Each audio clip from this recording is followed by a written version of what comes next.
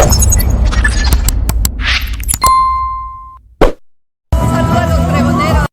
saludo para los pregoneros, con todo mi corazón.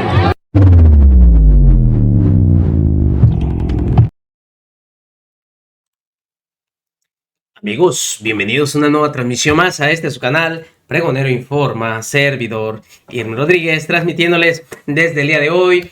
Nos seguimos encontrando en este martes 19 de noviembre del 2024. Si nos estás viendo por primera vez, muchísimas gracias por tu tiempo y por tu espacio. Solamente pido tu apoyo con la suscripción para que cada día podamos ser más en esta gran familia pregonera. Amigos, vámonos de lleno a la información porque nuevamente Olga Sánchez Cordero ahora se para en TV Azteca en este programa de ADN Noticias o ADN Opinión, en el que participa Sergio Sarmiento. Después de que Televisa le dieran las gracias, pues ahora se quedó ahí en TV Azteca. Y bueno, para que vean que es realidad, ADN, pues aquí nos dimos a la tarea de demostrarlo. ADN, programación informativa, propietario es de TV Azteca. Ahí nada más para que quede pues obviamente claro. Pues ahí sigue participando todavía el señor Sergio Sarmiento. Y estaba muy preocupado, sigue muy preocupado por un tema fundamental que es la reforma judicial, en el que se cuestionaba si es un paso hacia la justicia o un retroceso institucional. Y como a un servidor no le gusta hacer cortes, aquí les presento la entrevista en donde le deja clarito Olga Sánchez Cordero a Sergio Sarmiento lo que se pretende hacer con esta reforma judicial y lo deja mudo. Quiso dar argumentos de lo que en su momento planteaba el mismo Arturo Saldívar, pues obviamente para dejarlo un poco mal parada. Y también le dice, bueno, es que tú sabemos que perteneces a Morena, pero sabemos que eres completamente profesional. Pues bueno, ni eso le sirvió porque con todo su profesionalismo Olga Sánchez Cordero simplemente lo dejó pasmado. Vean ustedes cómo habló sobre la reforma al Poder Judicial, tanto cosas buenas como cosas que también tienen que tener un estricto, pues ahora sí que orden y sobre todo, ser vigilado. En pocas palabras, que no haya lo que había antes, que luego se puedan distorsionar. Cosas que hay que también puntualizarlas y una vez que se lleve a cabo esta reforma, ojo, que veamos que funcione tal cual. Escuchen ustedes la entrevista. Pero Olga, gracias por estar con nosotros. Muchas gracias a ti. Entiendo que estás en la bancada de Morena, pero tú siempre has sido como muy razonable y siempre conoces de dentro también el funcionamiento del Poder Judicial. Platícanos cómo estás viendo esta reforma judicial, ya independientemente de cualquier cosa. Mira, primero quiero decirte que la reforma judicial ya es una realidad, ya está en la Constitución. Probablemente muchos no hubieran ni siquiera pensado que iba a ser una reforma de este gran calado y de esta gran transformación. Un cambio de régimen. Un cambio de régimen, un cambio de régimen, pero al final yo sí lo estaba vislumbrando desde antes, sí lo estaba yo vislumbrando. Yo veía desde que estuve en la Secretaría de Gobernación ya un inicio, digamos, no de colaboración entre poderes, de enfrentamiento entre poderes. Y tanto del Poder Judicial como también del Poder Ejecutivo en ese momento. ¿Cuál era el tema del Poder Judicial?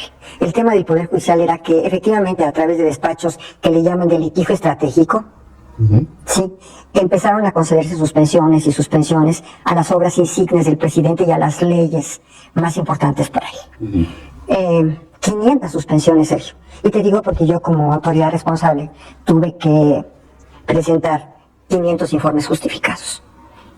Y lo más que se logró fue que se concentraran en 1, 2, 3 juzgados, todas las Ahora, ¿no eran suspensiones que tenían una base? Por ejemplo, muchas de las suspensiones... El juez está obligado a emitir una suspensión, la respuesta es sí.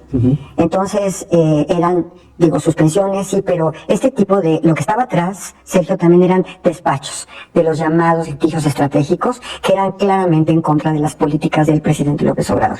¿Por qué? porque eran en contra de la idea del nacionalista, de la ley de hidrocarburos, de la ley de energía eléctrica, en fin. Entonces, ahí empezó también una resistencia, yo digo, del Poder Judicial en relación a sus políticas y a su manera, o sea, su cosmovisión de lo que él quería para el país. Como en su momento fue el presidente Peña, como en su momento fue Lázaro Cárdenas, como en su momento, o sea, llegan los presidentes, los gobernantes, y traen una idea de visión de país.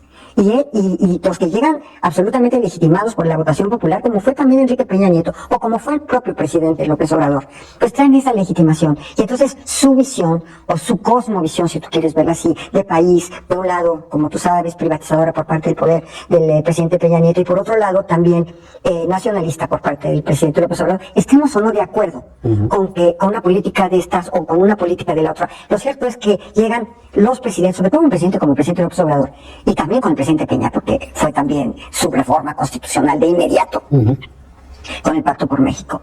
Entonces, bueno, ahí están dos visiones del país, dos visiones legítimas, dos visiones legitimadas por la votación popular. Entonces, por ejemplo, esta ley de hidrocarburos que se suspendió con efectos generales, que yo no estuve nada de acuerdo, nunca me hubiera yo atrevido como juzgadora a emitir una suspensión con efectos generales, o sea, para todo el país, para todos los habitantes, con efectos generales de una ley general. ¿Por qué? Porque el amparo no da para eso. El amparo da para los quejosos, para quienes, a través del amparo, tienen la protección de la justicia federal.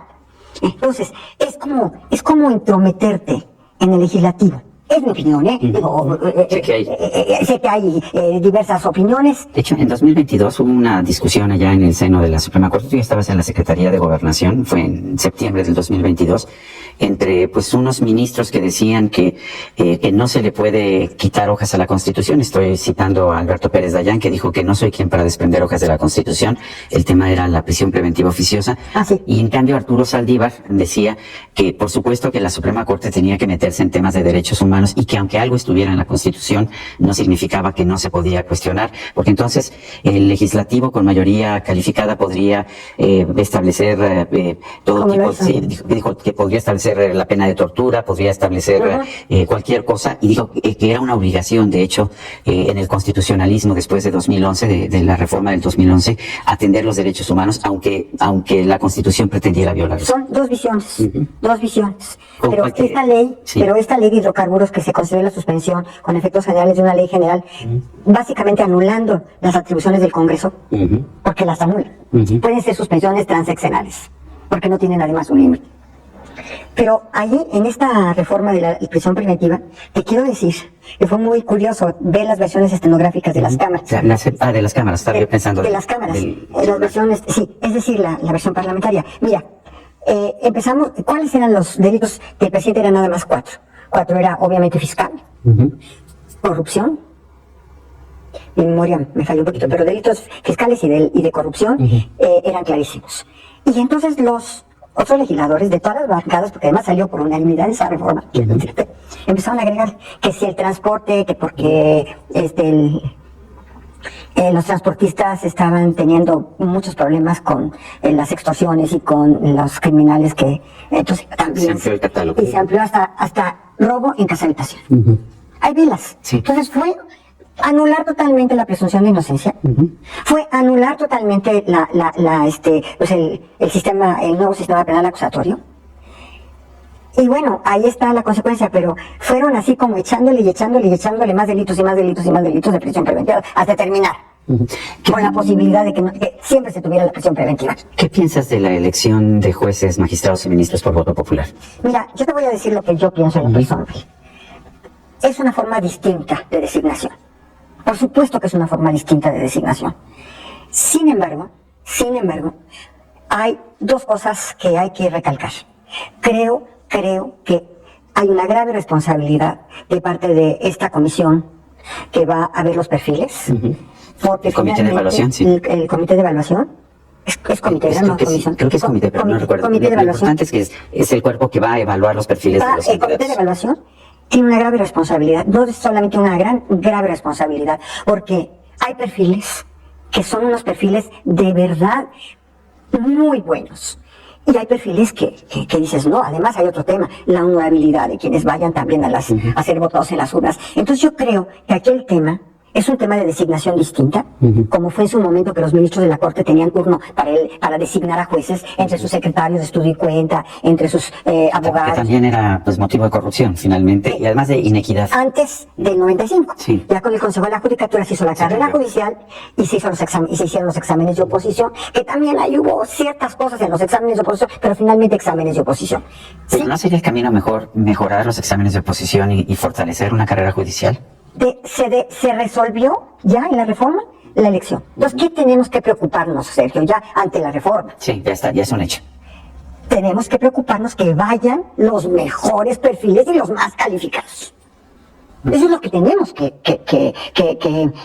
señalar. Y que si no son los perfiles más preparados y más adecuados, de gente honorable, gente honesta, gente preparada, gente también con carrera judicial, ¿por qué no decirlo? Gente muy, digamos, idónea para todo esto, pues francamente hay que señalarlo. ¿Qué piensas del Tribunal de Disciplina? Mira, a mí el Tribunal de Disciplina me hubiera gustado que tuviera otras características también, porque creo que en el Tribunal de Disciplina, si no se hace correctamente la legislación secundaria, puede caer en ser juez y parte. Entonces hay que ver exactamente cuáles van a ser las atribuciones ya en el marco constitucional que tenemos o adecuar ciertas cuestiones ahí en el Tribunal de Disciplina, porque realmente los jueces van a estar siempre pues con con supervisor encima. Con un supervisor encima y a lo mejor ese supervisor no comparte su criterio. Entonces habrá que ver, los argumentos tienen que estar muy fortalecidos de los juzgadores, porque obviamente el derecho es debatible. Siempre. Tú puedes resolver de una forma u en otra, y hay temas que están, mira, en esta orillita, que se pueden caer para un lado o para otro. Por eso tenemos los tribunales de apelación de alguna forma, pero esto va a ser durante el proceso, ¿no? Pero los tribunales de apelación. El órgano administrativo, el órgano de administración sí se requiere un órgano de administración. Eso sin duda, sí. Eso sí es indispensable porque pues, es un poder enorme. Sí. Más de casi 50,000 gentes, o no sé cuántas hay ahorita en este momento. Pero también muchísimos juzgadores. Pero este tribunal de disciplina, si no son gente sobre todo también muy preparada y conocedora de la materia, porque si tú llegas con integraciones en el Tribunal de Disciplina que no son la gente que sepa y que sea idónea también para estar ahí en este Tribunal de Disciplina, pues ¿cómo te vas a defender tu juzgador si lo que estás haciendo es tu trabajo y lo estás haciendo bien? Pues Olga Sánchez Cordero, diputada por Morena, ex senadora, ex secretaria de Gobernación, ministra de la Suprema Corte en retiro. Gracias por esta conversación. Pues ahí vimos, esta fue la participación de Olga Sánchez Cordero, y todavía recuerdo la cátedra que dio ahí en la Cámara de Diputados, en donde explicó el por qué simplemente era necesario hacer esta reforma al Poder Judicial, y en donde dejó calladita a la señora Margarita Zavala. No, bueno. Otra vez, y ahora en este programa de ADN en TV Azteca, se plantó y los dejó calladitos. Nos vemos, amigos, que sigan pasando un excelente día. Servidor Irving Rodríguez, transmitiéndoles desde su canal. Recuerden, la información está ahí y depende de todos nosotros el pregonarla. Nos vemos en una siguiente emisión.